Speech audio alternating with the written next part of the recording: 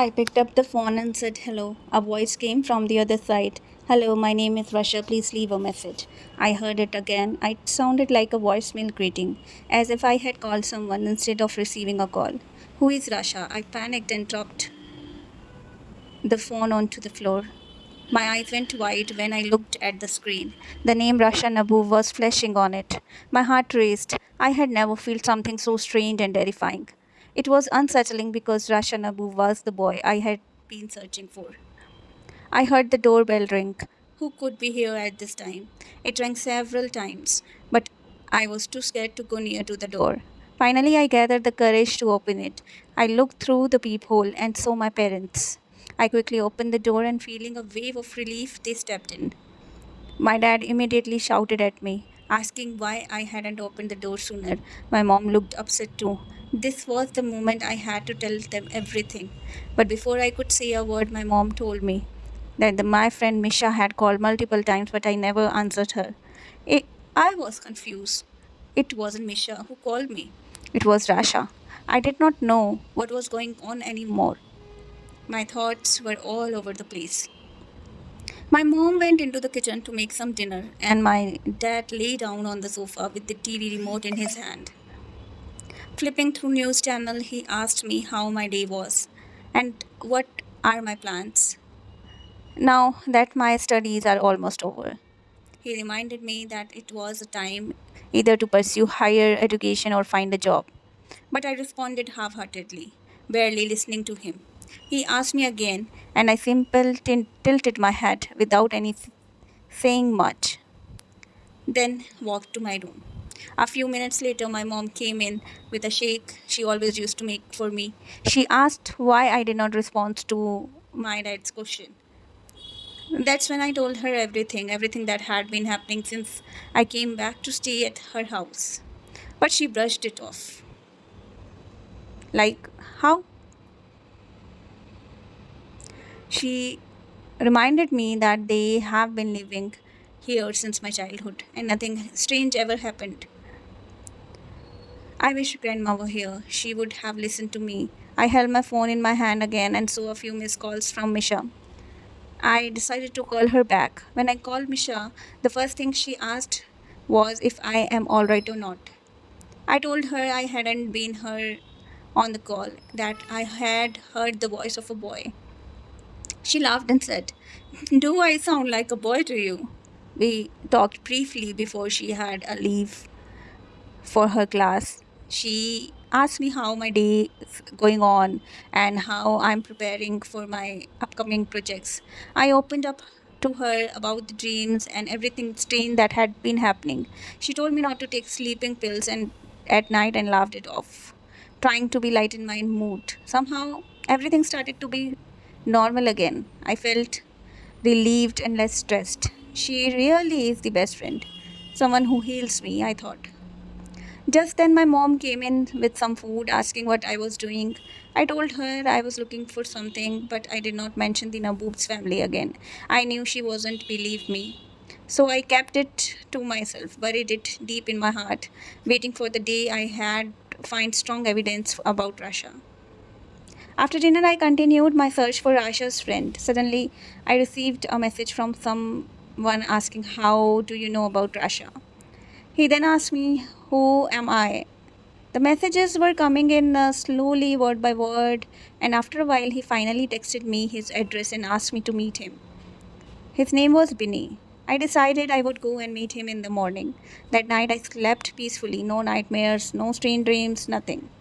In the morning, I got up, bathed, grabbed my jacket, my car keys, and headed to the address Binny had sent. I arrived at the house and rang the doorbell. After a few minutes, a woman answered. Who is this? She asked. I am here to meet Binny, I replied. She asked for my name, and I told her that Binny had called me to his house. After a pause, she opened the door. She was an old woman wearing a long white dress with flares. Her skin was wrinkled and loose. She had tied her hair in a bun and was holding a handkerchief in her hand, sneezing softly. Are you okay? Do you need something? I asked politely. I had bought a basket of fruits which I handed it to her. She welcomed me in. The entrance path was narrow, only wide enough for one person to walk at a time. There were two rooms with a small kitchen between them. I noticed the washroom was outside the house. She went into the kitchen and told me to sit on the sofa. The house was dimly lit. I asked why the lights were so dull. She said the ceiling was old and there was no one in the house to fix it. I offered to help, stepped outside, got a spare bulb from my car, and installed it in the ceiling. The room lighted up more clearly now. I asked her about Binny, the person I had come to meet.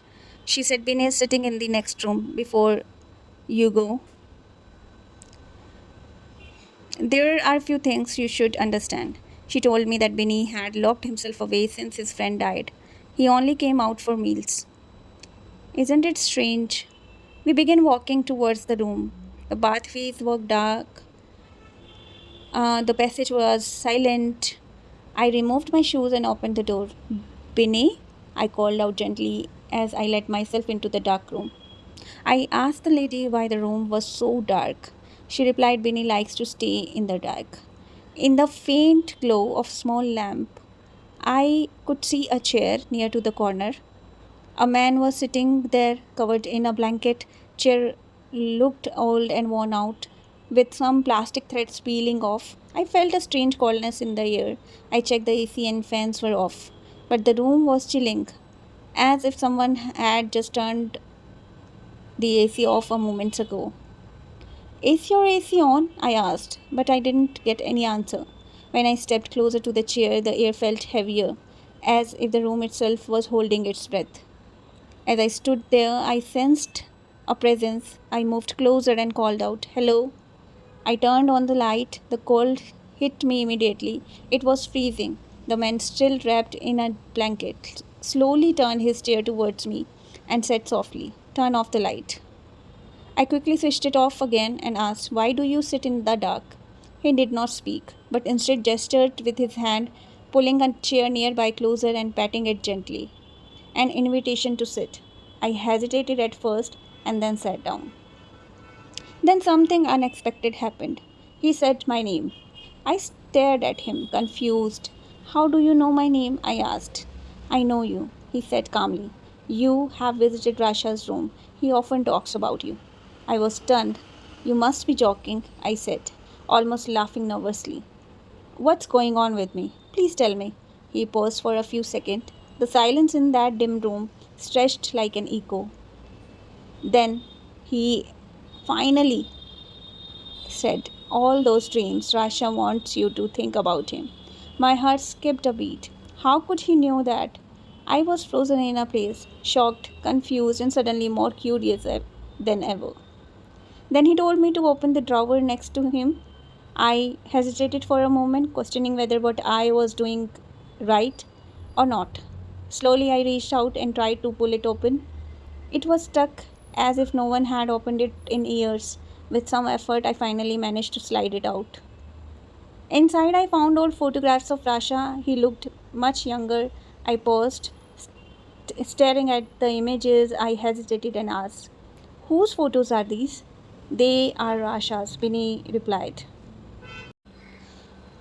In one of the photos, there was a boy who looked older than his age. Something about his smile sent chills down my spine. I quickly placed the picture back in the drawer and shut it tightly. I stood up to leave, but Binny suddenly held my hand and said, "Don't let them use you." That was the last straw. Panic took over. I pulled away and rushed out of the room. The old lady appeared from the kitchen holding a cup of tea. She gently said, "Stay for a while." But I didn't listen. I ran straight toward my cart. As I reached, I instantly looked up towards the window. There I saw two men standing inside, staring directly at me. One of them was Binny, the other looked like Rasha. But when I had been in that room, I was alone with Binny. So who was the third person? Confused and terrified, I jumped into my car and tried to start it. The engine sputtered and refused at first. Finally, it roared to life. But when I looked in the side of mirror, I saw two men again. They were tapping on the window, smiling at me. I felt an overwhelming urge to leave immediately. Why am I even doing this? I thought, why am I putting effort into their lives? This isn't my matter. Am I risking myself and my family for something I don't understand? I made up my mind I would stop, no more getting involved.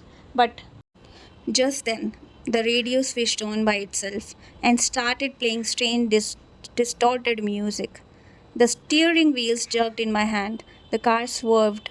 It was as if someone else was guiding it. On the screen, a message appeared: walk slow, danger. My heart pounded. I immediately pulled the keys out of the ignition and stopped the car immediately in the middle of the road. Something did not feel right. I felt like I had brought some negative energy with me.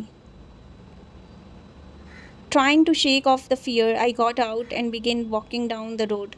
Not far ahead, I saw temple. As I approached the temple, I suddenly felt something grabbing my feet. But when I looked down, no one was there. My heart raced, but just then a priest appeared and gently pulled me inside.